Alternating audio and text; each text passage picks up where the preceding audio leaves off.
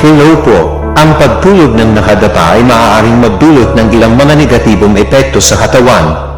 Para manbuelva po uli, una, maaaring magdulot ng sakit ng likod dahil ang likod ay nahihirapan sa pagpapabigat ng katawan. Pangalawa, maaaring magdulot ng sakit ng leeg. Pangatlo, maaaring magdulot ng pagkakaroon ng wrinkles.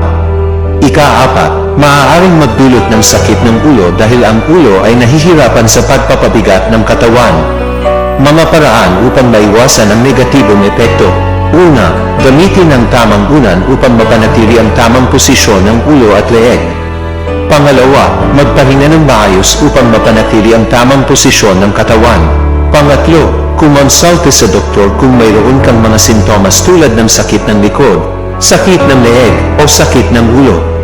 Mga alternatibong posisyon sa pagtulog. Una, nakahiga sa likod ay maaaring makatulong sa pagbawas ng sakit ng likod at leeg. Pangalawa, nakahiga sa gilid ay maaaring makatulong sa pagbawas ng sakit ng likod. Pangatlo, nakahiga sa posisyon ng fetus ay maaaring makatulong sa pagbawas ng sakit ng likod at leeg. Ingat po palagi. God bless po.